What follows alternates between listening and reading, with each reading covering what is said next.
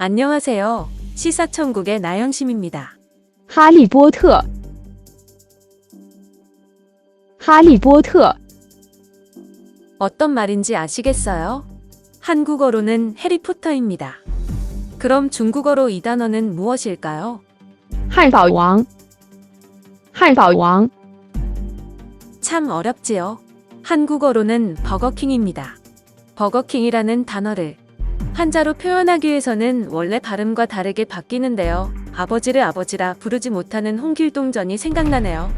한글은 세상의 모든 소리를 표현할 수가 있습니다.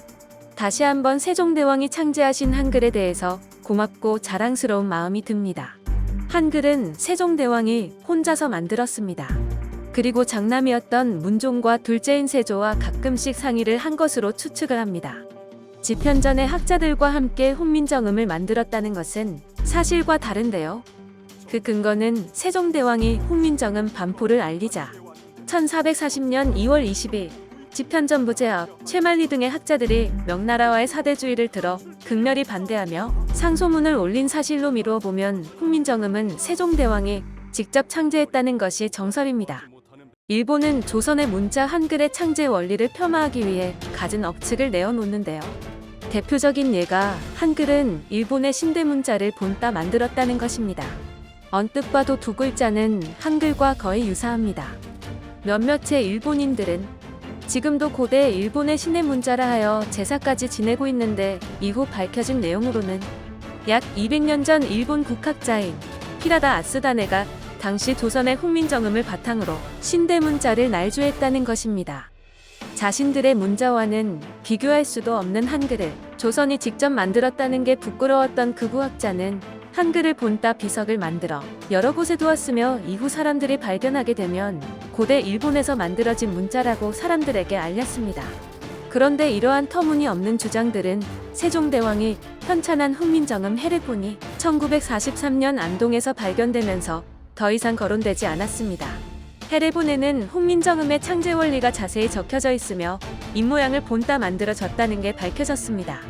그리고 우리 소중한 문화재를 지켜준 한 사람, 간송 전영필 선생입니다. 당시 전영필 선생은 지금과 비교하면 재벌가의 장남이라고 보면 될 정도로 부자였습니다. 청년 전영필은 일본 강점기에 조선의 소중한 문화재가 일본으로 수탈되어 반출되자 문화재를 지키기로 마음먹고 전 재산을 쓰게 됩니다. 당시 기와집 한 채가 1,000원이던 시절 5,000원으로 그림 한 장을 사고 2만원으로 도자기 하나를 사던 이상한 남자. 또 유명한 일화가 있는데 1936년 어느 골동품 경매장 아름다운 백자를 손에 넣으려 일본 부자들이 너도 나도 손을 듭니다. 하지만 최초 가격 500원이었던 이 백자를 14,580원을 주고 산 사람은 역시 청년 전영필이었습니다. 그가 일본으로부터 지킨 우리 문화재를 한번 볼까요? 역사책에서 모두가 본 예술품들이 그로부터 지켜졌습니다. 전 세계의 찬사를 받는 고려청자, 소박한 백성을 빼닮은 조선백자, 어떤 그림보다도 아름다운 추사 김정희의 예서, 중국의 산이 아닌 우리나라의 산을 담은 겸재정선의 산수화, 그리고 우리 조상의 모습을 담은 김홍도 신윤복의 풍속화 등이 있습니다. 그러던 1943년 전영필 선생은 안동에 훈민정음 해례본이 있다는 소식에 단숨에 안동으로 내려갑니다. 책 소유주는 독립운동자금이 필요했던 김태준이었습니다. 눈치를 살피던 김태준은 당시 최고급 기와집 가격인 1,000원의 책을 팔겠다고 하자 간송 전영필 선생은 책값 10,000원에 김태준이 애써준 수고비 1,000원을 합해 11,000원을 내놓으며 해례본을 가져옵니다. 그리고 책을 보며 기쁨의 눈물을 흘렸다고 전해집니다.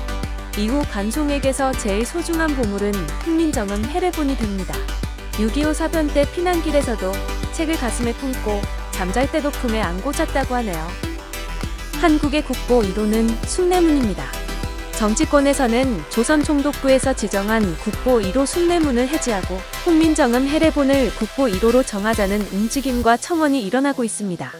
여러분의 생각은 어떠신가요? 백성을 사랑하는 마음으로 자신의 눈이 멀어가면서까지 만든 한글 창제자 세종대왕. 대한민국의 한글은 너무 자랑스럽습니다. 우리나라의 말소리가 중국과 달라서 한자와 서로 통하지 않은 것, 일반 백성들이 말하고자 하는 바가 있어도 마침내 제 뜻을 펼 수 없는 사람이 많도다. 이를 딱하게 여기어 새로 28글자를 만드니 이것은 사람들로 하여금 쉽게 익혀 나날이 쓰기에 편하게 하고자 한 것이니라.